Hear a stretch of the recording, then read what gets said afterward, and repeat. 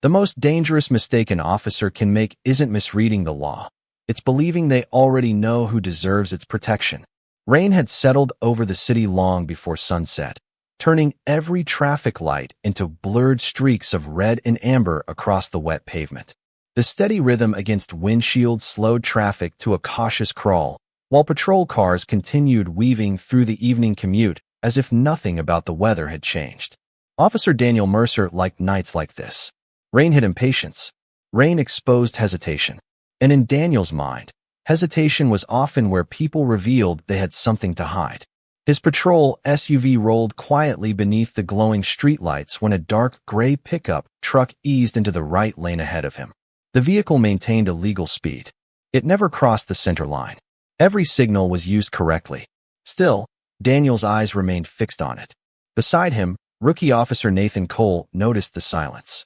"You've been watching that truck for a while." Daniel never looked away. Sometimes experience tells you something paperwork can't. Nathan glanced toward the pickup. "What do you see?" Daniel answered after only a moment. "A feeling." Nathan frowned slightly. "A feeling isn't probable cause." Daniel gave a small smile. "You'll learn." The rookie leaned back without another word, though uncertainty lingered across his face.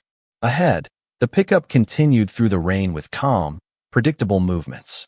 Inside, Elijah Brooks rested one hand lightly on the steering wheel while soft jazz played through the speakers. His long day had finally ended. The warm cup of coffee in the center console had already gone cold, but he hardly noticed. He simply wanted to get home.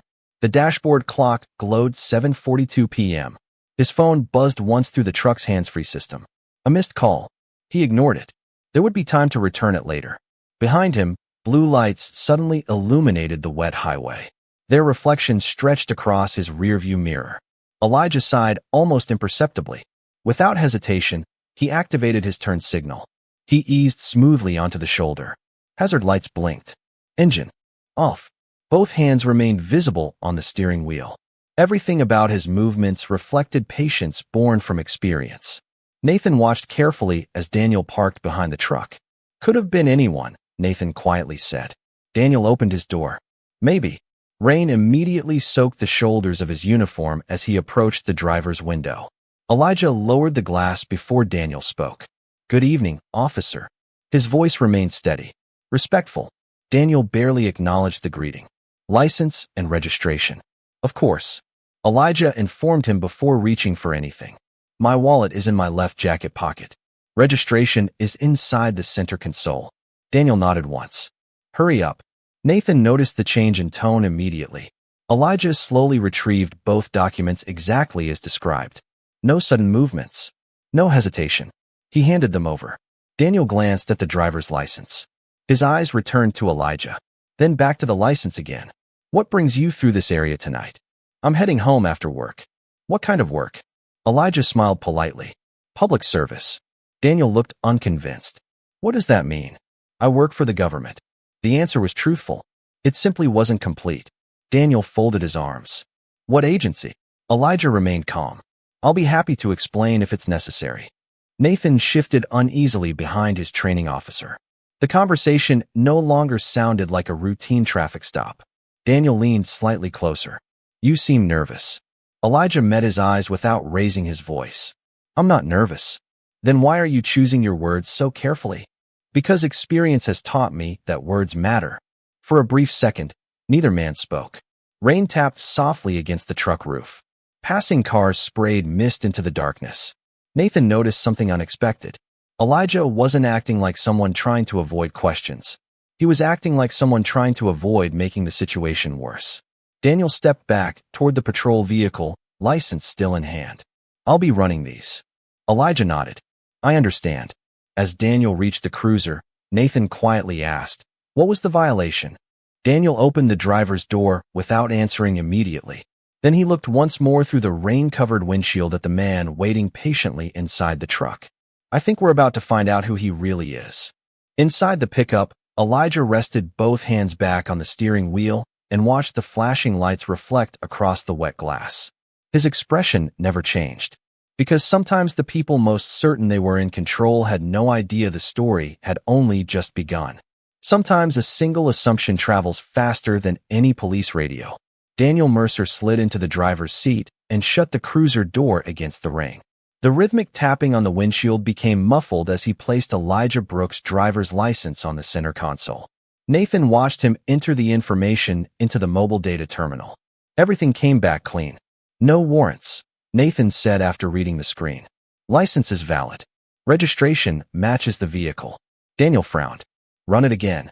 Nathan hesitated but complied. The results didn't change. Clean. Daniel stared through the rain-covered windshield toward the pickup truck. Elijah hadn't moved an inch. Both hands remained resting on the steering wheel, exactly where Daniel had left him. He's too calm, Daniel muttered. Nathan looked confused. Wouldn't that be a good thing? Not always. The rookie shifted uneasily. He hasn't argued. No. He hasn't refused instructions. No. He hasn't made a single suspicious movement. Daniel leaned back. That's exactly what bothers me. Nathan remained silent. He couldn't explain why, but the answer didn't sit right with him. Daniel opened another database. Employment records. Nothing appeared. Restricted. His eyebrows narrowed. What does restricted mean? Nathan leaned closer. Some government employees have limited public records. Daniel clicked again. Another restriction. Then another. Every path seemed to stop at the same message. Authorized access required. Daniel scoffed. Convenient. Nathan wasn't convinced. Or legitimate. Daniel ignored him. Instead, he picked up the radio. Dispatch, this is Unit 12. Requesting expanded verification on driver's identification. A brief burst of static answered. Then dispatch replied. Copy, Unit 12. Stand by. The wait lasted less than 30 seconds. It somehow felt much longer. Finally, the radio came alive again. Unit 12, we're receiving limited access on this individual. Daniel exchanged a glance with Nathan. What kind of limited access? Another pause. Stand by. The silence that followed felt heavier than the rain outside. Inside the pickup, Elijah watched the patrol car through his side mirror. He recognized the pattern. Questions. Verification. Escalation. None of it surprised him anymore. He closed his eyes briefly before opening them again. Patience, he reminded himself, was often tested long before justice ever appeared. His phone vibrated once more. Another missed call. He let it go unanswered. Whatever awaited him tonight would have to wait a little longer. Back inside the cruiser, the radio crackled again. Unit 12, Supervisor has requested that you maintain your current location until verification is complete. Daniel frowned. For a routine traffic stop? Affirmative. Nathan slowly turned toward him. I've never heard dispatch say that before. Daniel's confidence remained intact, but a small crack had begun to form beneath it. He stepped out into the rain once more and walked back toward Elijah's truck. Elijah lowered the window before Daniel reached it. Is there an update, officer? Daniel studied him carefully. You said you work in public service. I do. What exactly is your position? Elijah held his gaze without the slightest hint of irritation. I'd prefer to answer that after your verification is complete. Daniel's jaw tightened. That's not how this works. Elijah spoke with quiet certainty. Actually, I believe that's exactly how this should work. For the first time that evening, Daniel found himself without an immediate response. Behind him, Nathan noticed the dispatch terminal emit a sharp notification tone. A new message had just appeared on the screen. Its first line was only 6 words. Do not release subject information over radio. Nathan looked up toward Elijah, then toward Daniel. The rain continued to fall. But suddenly, the traffic stop no longer felt ordinary. Truth rarely announces itself. It waits for someone impatient enough to ignore it. Nathan stared at the flashing message on the mobile data terminal. Do not release subject information over radio. He had never seen anything like it. Daniel, the senior officer, walked back to the cruiser, rain dripping from the brim of his cap. What? Nathan turned the screen toward him. Daniel read the message twice. His expression hardened instead of softening. So someone wants to make this difficult. Nathan blinked. Or someone wants to keep sensitive information secure. Daniel dismissed the suggestion with a wave of his hand. We're police officers. If someone expects special treatment, they picked the wrong patrol unit. He grabbed the radio microphone. Dispatch, Unit 12. Before he could continue, the dispatcher interrupted. Unit 12, stand by. Communications supervisor is joining this channel. Daniel exchanged a puzzled look with Nathan. Seconds later, another voice came across the speaker. Calm, measured, Professional. Officer Mercer. This is Communications Supervisor Linda Hayes. Go ahead. We've received confirmation that verification is still in progress. Then tell me who this guy is. I'm unable to do that. Daniel's patience began to wear thin. Unable or unwilling. A brief silence followed. Then Hayes answered carefully. I'm instructing you to maintain the current scene and avoid any unnecessary escalation. Daniel frowned. Escalation? He's just sitting there. Exactly. The radio clicked off. Nathan slowly exhaled. They didn't answer your question. No. They answered a different one. Daniel looked back toward Elijah's truck.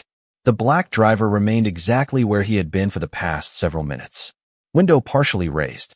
Hands visible. Eyes forward. Almost unbelievably composed. Most people became restless during long traffic stops. Some checked their mirrors. Others searched their phones. Many complained. Elijah did none of those things. He simply waited.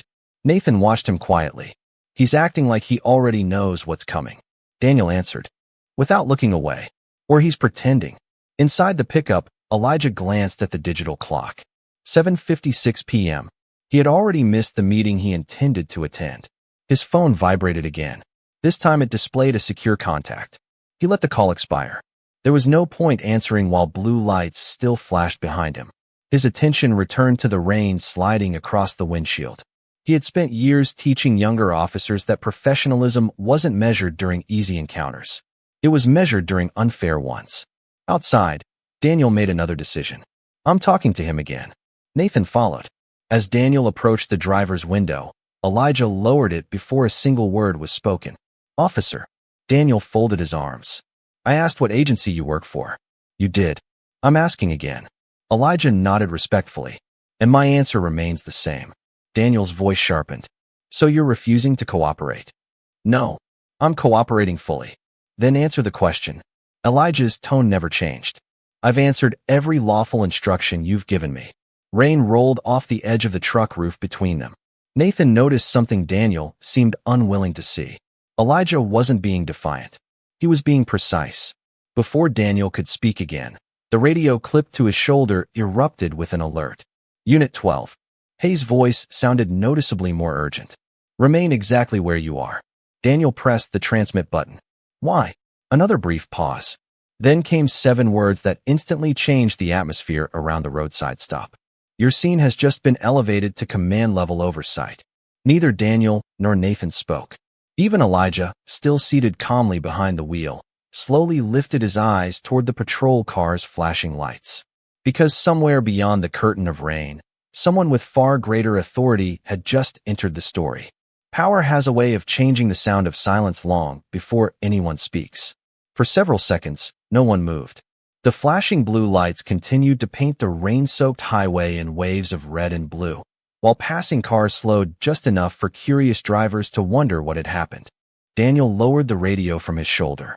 Command level oversight? He repeated. No answer came back. The channel had gone silent again. Nathan looked toward the patrol cruiser's computer. Another notification appeared. Remain on scene. Additional personnel en route. Estimated arrival for minutes. Daniel. Nathan said quietly. I've never seen dispatch escalate this fast. Daniel forced a confident smile. It doesn't change anything. But even he no longer sounded convinced.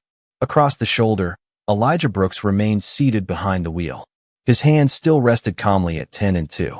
His breathing never changed. He watched the rain slide down the windshield, almost as though he had expected every step that had unfolded since the traffic stop began. The only difference was the brief glance he gave the dashboard clock. He was late. Again. He reached toward the center console.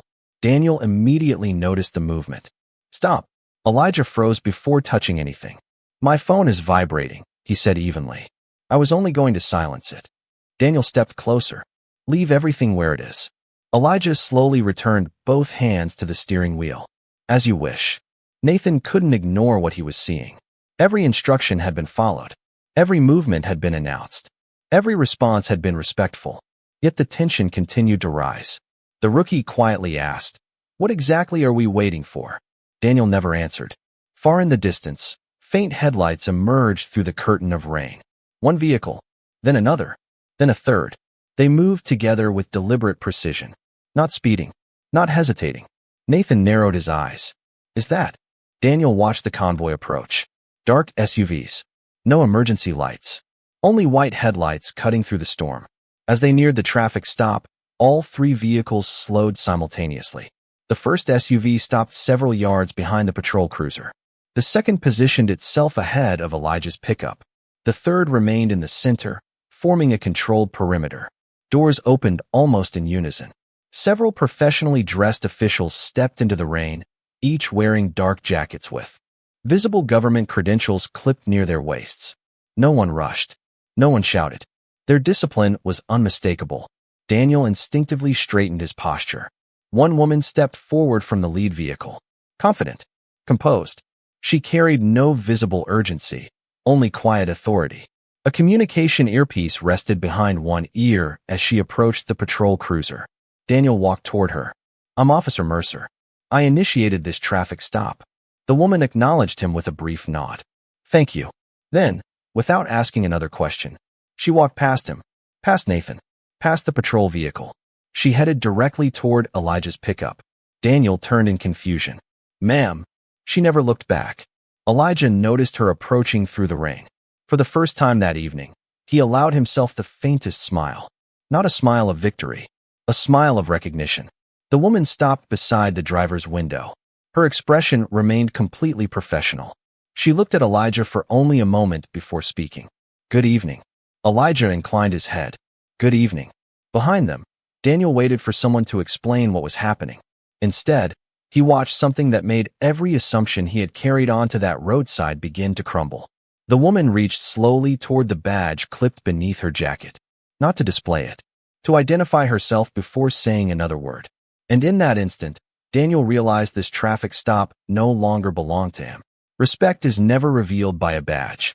It is revealed by whom people choose to honor when the badge is no longer the highest authority. The rain softened into a steady drizzle as the woman stopped beside Elijah Brooks' open window. She reached inside her jacket and displayed a leather credential wallet. Deputy Chief Angela Morris. Her voice was calm, unmistakably confident. She waited just long enough for Elijah to read the identification before returning it to her pocket. Good evening, Officer Brooks. Elijah inclined his head politely. Good evening, Deputy Chief. Daniel felt the words hit him harder than the cold rain. Officer. She had called the man in the pickup Officer Brooks. Not. Sir. Not driver. Officer. Nathan's eyes widened. You're a police officer? He asked quietly. Elijah looked toward the rookie. Yes. Nothing more. No dramatic announcement. No attempt to embarrass anyone. Just a simple answer. Daniel stepped forward. If he's an officer, why wasn't that disclosed from the beginning? Angela turned toward him. It wasn't required. He could have told us. He answered every lawful question you asked. Daniel opened his mouth, then stopped. She was right. He had asked where Elijah worked. Elijah had answered truthfully. He had never claimed not to be in law enforcement. Daniel simply assumed otherwise. Angela shifted her attention back to Elijah. Thank you for your patience. I appreciate everyone ensuring the situation stays professional. Again, there was no anger, only composure. Nathan couldn't stop studying Elijah. The calm he had mistaken for nervousness now looked completely different. It looked practiced, the kind of patience someone develops after years of wearing the same uniform. Angela glanced toward Daniel. I'll need his identification back. Daniel hesitated for only a second before handing over the driver's license. Angela compared it with a secure photograph displayed on her encrypted tablet. The confirmation appeared almost instantly. She nodded once. Identity confirmed. Daniel spoke carefully. So what division is he assigned to? Angela looked at him without changing expression. That information is restricted. But he is law enforcement? Yes. Currently serving? Yes. Nothing else was offered. The silence that followed felt heavier than any explanation. Nathan quietly asked, Is that why dispatch elevated everything? Angela answered without hesitation. Dispatch followed established protocol. Daniel stared toward Elijah. Everything he had believed about the stop had begun to unravel. The assumptions, the questions, the certainty. Each one now sounded different inside his own head. Elijah finally stepped out of the pickup after Angela gave a slight nod. Rain settled across the shoulders of his dark jacket. He stood with relaxed confidence, never attempting to assert authority over Anyone present? Angela extended her hand. Elijah shook it. Thank you for coming. Of course. Daniel watched the exchange in complete silence. No one saluted. No one raised their voice. Yet somehow the balance of authority had shifted entirely. It wasn't because Elijah demanded respect. It was because everyone who knew the truth offered it willingly. Angela looked toward Daniel one final time. This traffic stop is no longer under your direction. Before Daniel could respond, another government vehicle turned onto the shoulder, its headlights cutting through the fading rain. Angela's earpiece crackled softly. She listened for only a moment before speaking. They're here. Nathan followed her gaze toward the approaching vehicle. Whoever had just arrived, even the deputy chief, was preparing to receive them. The strongest authority is often the one that never needs to announce itself. The newly arrived SUV rolled to a smooth stop behind the others. Its engine fell silent. For a moment, the only sound left on the roadside was rain striking asphalt. Everyone watched. A tall man stepped from the rear passenger door, dressed in a dark overcoat rather than a uniform. There were no flashing insignias, no dramatic entrance, only the quiet confidence of someone accustomed to being obeyed without raising his voice. Deputy Chief Angela Morris walked toward him immediately. So did two other officials. Daniel noticed something that made his stomach tighten. No one greeted the newcomer casually.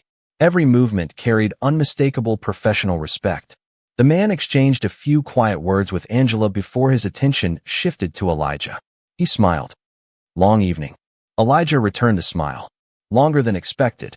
I'm sorry to keep you waiting. No apology necessary. Daniel could no longer contain his curiosity. Excuse me, sir. The man turned. I'm Officer Daniel Mercer. I know. I'm trying to understand exactly what's happening. The stranger regarded him calmly before speaking. You're watching a verification process reach its conclusion. Daniel frowned. I initiated a lawful traffic stop. No one has suggested otherwise. Then why has this become a command? Matter. The man glanced briefly toward Elijah before answering. Because some responsibilities require discretion. Nathan remained quietly beside the cruiser, absorbing every word. Unlike Daniel, he wasn't searching for justification anymore. He was searching for understanding. Angela approached Elijah with his driver's license. Officer Brooks. He accepted it with a grateful nod. Thank you. She lowered her voice. Everything has been confirmed. I expected it would be. The conversation lasted only seconds, yet it revealed something Daniel had failed to recognize all evening. No one treated Elijah as someone receiving special privileges. They treated him as a trusted colleague. There was a difference. The man in the overcoat finally stepped closer to Daniel. You've had several opportunities tonight to reassess the situation. Daniel hesitated. I acted on my judgment. Judgment is essential. The man paused. But judgment without self-examination becomes assumption. Those words lingered in the cool night air. Daniel instinctively looked toward Elijah. The black officer stood beside his truck, hands relaxed at his sides, showing neither satisfaction nor resentment. He had never challenged Daniel's authority. He had never attempted to reveal his own. He had simply remained patient. Nathan quietly spoke. Sir, did Officer Brooks know this response was coming? Elijah answered before anyone else could. I knew the verification process would follow established protocol. You weren't worried? I was concerned. He looked at Nathan with steady eyes. But concern and anger are not the same thing. The rookie slowly nodded. For the first time that evening, he realized the greatest display of professionalism had not come from the flashing lights, the government convoy, or the chain of command. It had come from the man who had every reason to lose his composure and never did. The man in the overcoat turned back toward Daniel. This incident will be documented. Daniel's shoulders stiffened. As a disciplinary action? As a review? The answer was measured. Reviews exist to establish facts, not assumptions. Daniel lowered his eyes for the first time since. The stop had begun. The certainty that had guided every decision that evening was beginning to give way to something far more difficult. Reflection. Because sometimes justice does not arrive with punishment. Sometimes it arrives with a mirror, forcing you to confront the person who made the choice. The hardest verdict to accept is the one delivered by your own conscience. No one spoke for several moments. The rain had nearly stopped, leaving only scattered drops falling from the branches above the highway. The flashing patrol lights reflected across the wet pavement, softer now, almost subdued. Officer Daniel Mercer stood beside his cruiser with his hands resting on his duty belt. For the first time that evening, he wasn't looking at Elijah Brooks as a suspect. He was looking at him as another officer.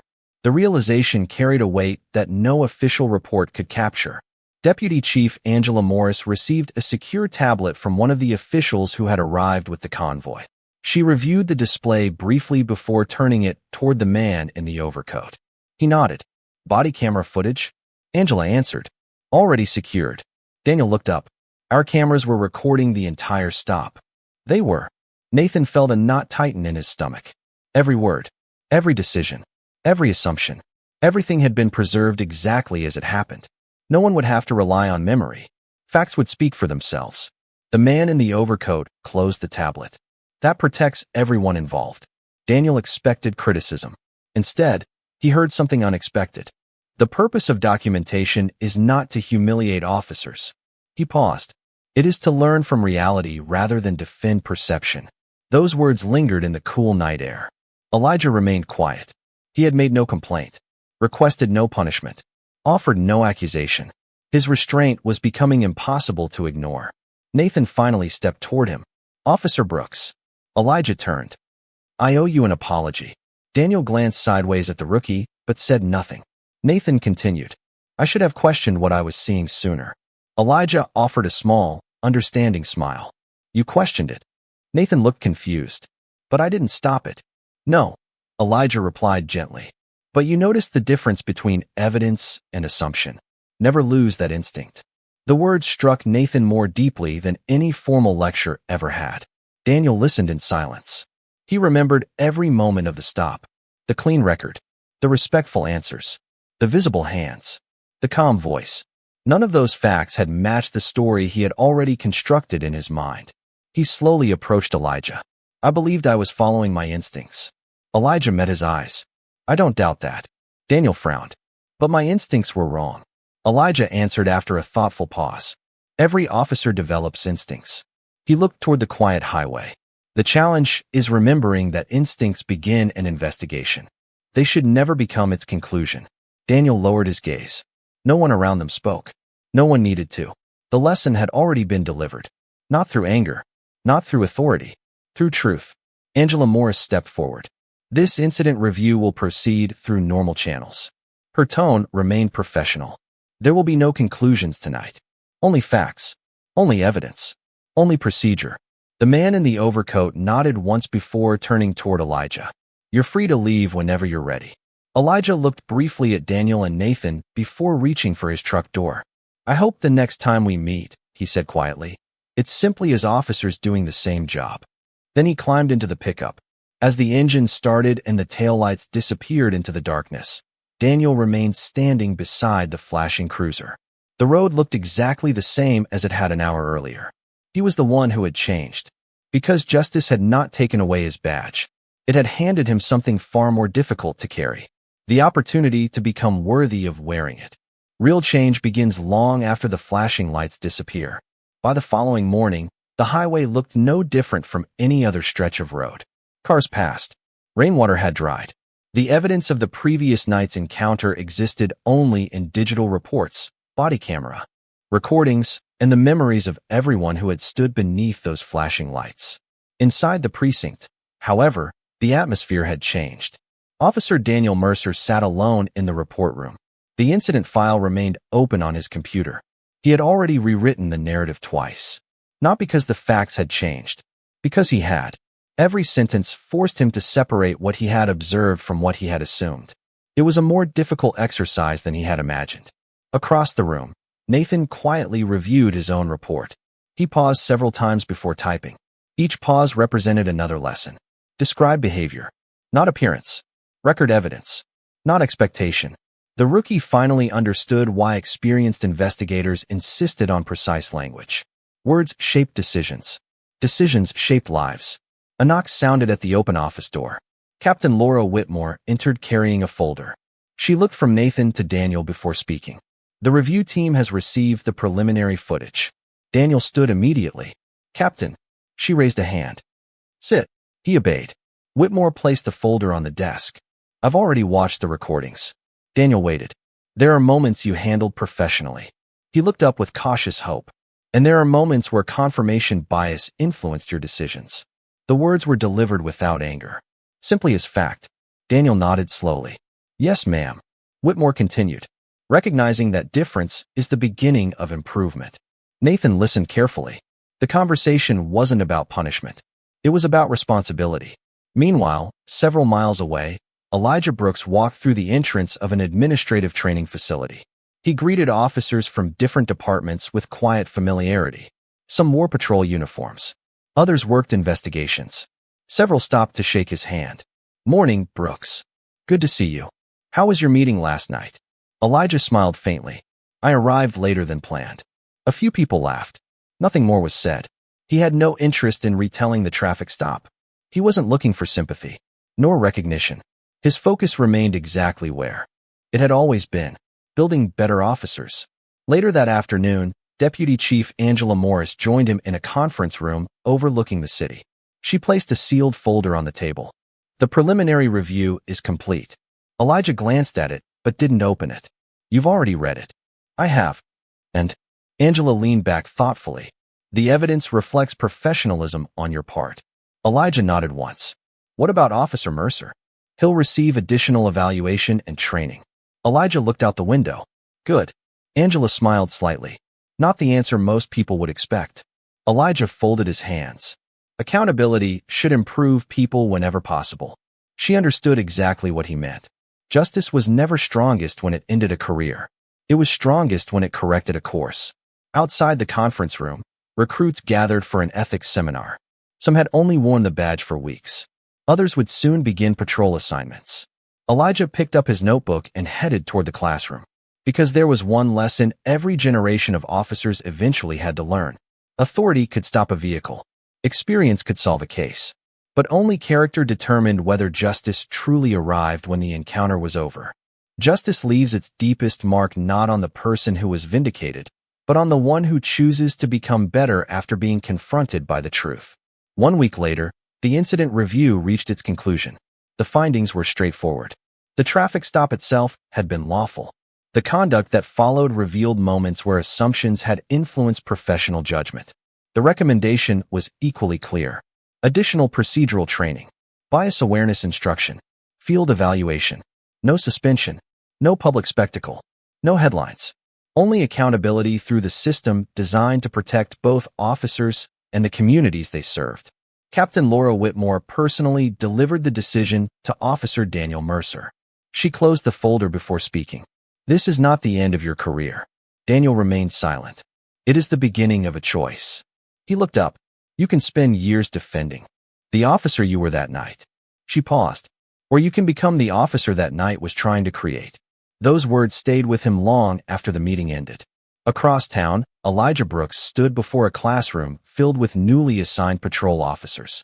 A photograph appeared on the presentation screen. It showed nothing dramatic. Just an ordinary roadside at night. No names. No faces. No identifying information. Elijah looked around the room. What do you notice? One recruit answered. A traffic stop. Another said, a potentially dangerous situation. A third replied, an officer making contact. Elijah nodded. Good. He changed to the next slide. The image was exactly the same. What assumptions have you already made? The room became quiet. One recruit finally admitted, I assumed I knew who was right. Elijah smiled gently. That's the lesson. He walked slowly across the front of the classroom. Professionalism begins the moment your assumptions end. Every student wrote the sentence down. None of them knew that the example had come from Elijah's own experience only days earlier. He never told them. He didn't need to. The lesson mattered more than the storyteller. That afternoon, as the seminar concluded, Elijah stepped outside into warm sunlight. His phone vibrated. A brief message appeared. Thank you for your professionalism. Daniel Mercer. Elijah looked at the screen for several seconds. Then he typed a single reply. Keep learning. That's enough. He pressed send and placed the phone back into his pocket. No speeches. No victory. No bitterness. Just quiet hope that another officer had chosen growth over pride. Weeks later, Nathan completed his probationary evaluation.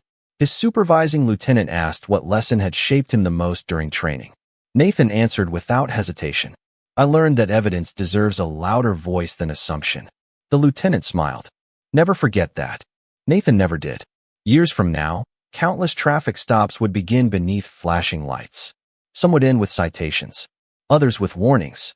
Most would be forgotten before sunrise. But somewhere, another young officer would pause before making an assumption. Another experienced officer would remember to ask one more question. Another citizen would be treated with the dignity every person deserves. Not because of fear, not because of rank, because someone had once chosen character over ego. And perhaps that was justice's greatest victory. Not that one officer with hidden authority was finally recognized, but that the truth he quietly carried continued traveling long after the road had emptied, reminding everyone that a badge may grant power, yet only integrity earns the lasting respect that justice was always meant to protect.